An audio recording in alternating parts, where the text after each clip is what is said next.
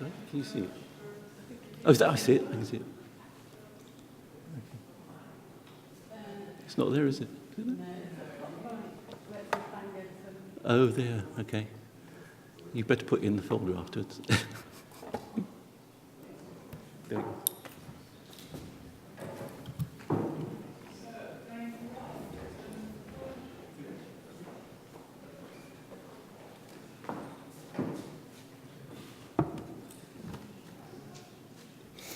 Okay, thank you, Bridget. So just to say, I'm the communications manager for the Valuing Nature Network. So before I start, I want to make a big disclaimer that I haven't done the primary research. This is research from at least 10 different projects that are run by academics in different universities, and each of the projects had many, many people involved. So this is not my primary research. Also like to say that Steve and Roy, who've just spoken, are also on the management team for the Valuing Nature Network. So difficult questions, I might call you in. So just to have a quick overview about what I'm going to talk about. Hopefully I'll be quite quick, shouldn't be too long. The concept of why value nature, just go through that quickly. What the services are that nature provides. Then the work on how to understand and then value these services. I'm going to give a couple of examples from the Valuing Nature Network projects, and along the way talk about how this information could then be used in decision making. Okay, so we've discussed that, everyone's talked about this, but we know that there's an intrinsic value to nature, so wildlife, scenery, bees that provide honey, etc. And there's also the underlying natural cycles, so water, soil, etc. Been discussed endlessly, and the concept of why we would want to put a value on those things. So if anyone was here in Etch's talk earlier, it's about putting a value on changes. So it's not about an absolute value for a tree or a bird. It's about you've got a situation and you want to make a change. What is the change in that value? And how do you actually put a value onto that? And indeed, why would you want to put a value onto it? So the reason is that because resources are targeted in a whole number of ways. So we know that environment has value, but some of these other things have value: housing, healthcare, education, food, of course. And these are valued, and we know quite a lot about how they're valued.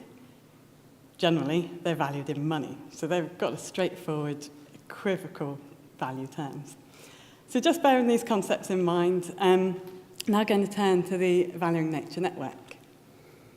So for anyone who's not familiar with it, it's a network, we've got over 1,200 members in over 40 countries, and anyone is free to join. So it has both academics, about half academics.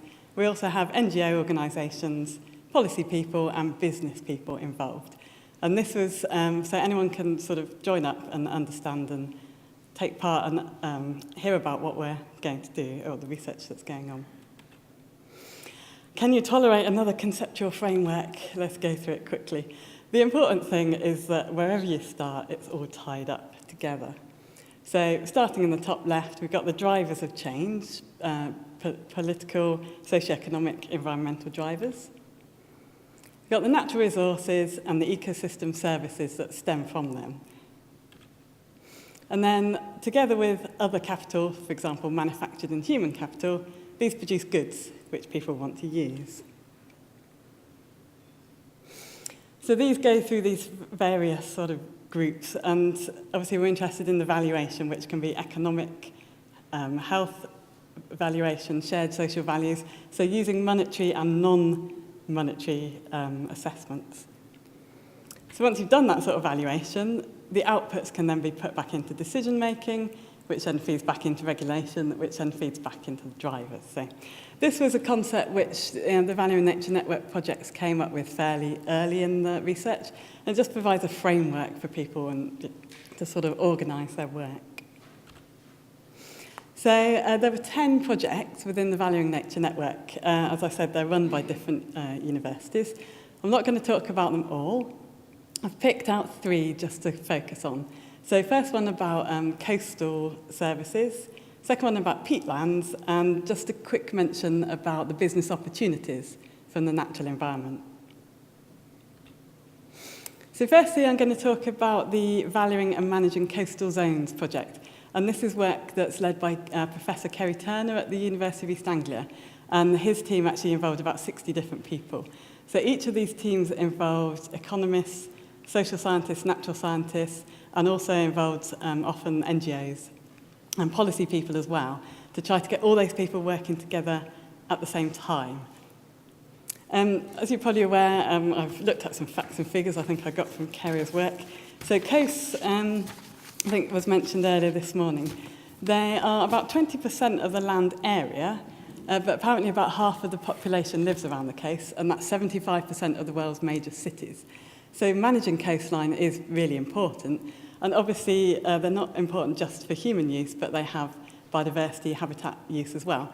And the important thing is that coastal zones are changing. They're one of those environments where they're under a lot of change, so they need to be well managed. So Kerry's team came up with a decision support system. So this is a way of looking at coastal zones and a way to help decision makers understand both the processes and help them to use that in their decision making. So it started off, as we've heard earlier, about structural processes like the biophysical underpinning of the system, the services that come from that, both intermediate and final services, and the goods and the benefits that come from them. On the next slide, I'll just go through that in a bit more detail. But this then should feed into the decision support system, where they're using a range of things, so scenarios, as we've heard about, indicators and models, and the actual valuation. Okay, so what the group did was to really break down the whole of the system and pull out all of the potential services and goods that were in there. So I won't go through them all, but starting from the left, it's the sort of underpinning, so the actual sort of physical processes.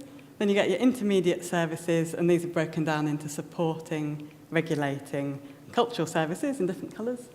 And then they go into the final services, which then lead into the actual goods and benefits. So all of that, I'm sure, sounds very obvious. You know, it's nothing perhaps, totally new, but it's what do you actually do with all that information?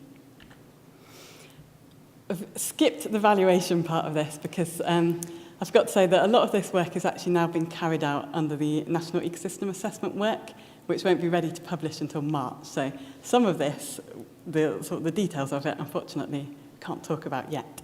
But I did want to talk to you about the details of the decision support system, because this is something that could be applied not only to coasts, but to other areas. And the idea is, looking from left to right again, is that the system on the left can be used in where it is relatively simple environments or situations, and where you've got what Kerry's calling complex and contested situations, such as often in coastlines where you've got a lot of different people who all want who value it in different ways and want different things from that coastline, you can use different methods. So the simple method might be to do an initial scoping exercise. This is going down the ones on the left. Cost-benefit analysis, that's the valuation side. Using macro efficiency criteria and economic welfare looking at the national economic scale, and then somehow looking at a distribution of gains and losses in that analysis. Going to the other side, where you're looking at a very complex system, you might want to use deliberative methods, taking into account environmental standards and ethics, looking at the loss of shared value assets, and then you might, as Roy was talking about, you might want to then put that through some sort of deliberative stakeholder experts forum to get different opinions. So that was the coast one. I'm just going to now leap to a different project. This was the project led by Mark Reed, who's at Birmingham City University. And this work was about valuing and restoring peatlands. Now again, peatlands have a lot of services that they provide. So they capture carbon, they provide water regulation services. Water stays up in the peatlands, doesn't flood so quickly. So what Mark's team did was that they actually went out with so again, using economists, natural scientists, social scientists, going out in the field and actually meeting the landowners, water companies, the farmers, the people who actually use and manage that land, to discuss what their values were. So different people come up with different values. And one thing that's very clear is that peatlands are degraded. So they're suffering from erosion, they're not actually acting as well as they could be. So Mark did a whole load of different work, and I'm just going to focus on one aspect. And this was the potential for using a market approach to get some money to restore the peatlands, which I don't know, people may already be familiar with this. It's fairly recent work. Just like to say that's done under the IUCN, so it's not just the Valuing Nature Network project, it's under a bigger project under the IUCN. So basically, they're saying because peatlands, they give a whole range of services, but how do you actually get some money to maintain those services? So the way that they're looking at that is to use a market price for the service of carbon capture, so specific service. Obviously, if you pay for carbon capture, the peatland will deliver those other services as well, such as the water and the biodiversity benefits. Now, this hasn't happened yet, so I'm not saying this is happening, but this is a potential where carbon credits could be made available. Those carbon credits could be sold, and that would be under a specific system. And then either individuals or businesses could then buy those credits, and the money would be then put back to the landowners for restoration and re-wetting of the peatlands. Now, I did try to look up the actual today's market value of the carbon cost, but I couldn't find it. But I think it's around £4 or £5 at the moment. So this work says that, that's quite a low price for carbon. It would have to increase quite a lot, maybe to £20, in order to be able to restore peat over 25 years, so to actually have a long-term impact. Okay, so I'm just going to go to the final example. I had to choose some of the projects, so I just thought I'd choose 3. This is the business opportunities from the natural environment. Do I have a title? Oh, no. Sorry. So this work was led by Guy Duke, who is an independent consultant, and the work was for the Ecosystem Markets Task Force, which was actually a DEFRA initiative. And the idea was to see what the business opportunities from the natural environment might be. And so Guy's work looked at all the potential business activities and then ranked them with regards to their market benefit, so how much they might generate, and also their potential biodiversity impact, so their improvement. And so I haven't remembered them all, so these icons are just to remind me. So number 1, which was jointly, 2 were put in first place, was biodiversity offsetting and conservation banking. And this was jointly put in place with that peatland restoration work that I just talked about. And that was viewed to be the top opportunity from the natural environment. Other ones included wood fuel, developing the knowledge economy, carbon capture in carbon neutral homes, the sheep are the payment for ecosystem services, sustainable tourism, water reuse, and environmental bonds.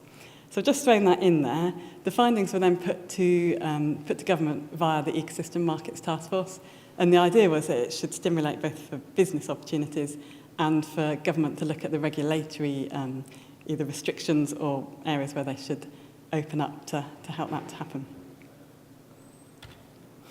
Right, I've obviously been talking very quickly because I'm very near the end, you'll be pleased to know. So I mentioned that pretty much all of those original projects in the Valuing Nature Network have come to an end. A lot of the research is still coming out, so I'm still advertising that as it comes out. But just to let you know that there will be another phase of this research, a bigger phase. The Natural Environment Research Council have committed funding to this, and we're expecting the call to come out in hopefully next month. So specifically, if you're an academic and you're looking for funding in this area in the future, there will be money coming out, and the call should be out hopefully next month. If you want to keep up to date with this and don't need to keep looking back at the website, you can actually join. So if you go to the website, it's valuing-nature.net.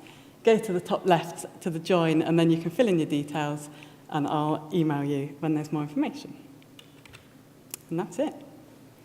Thanks.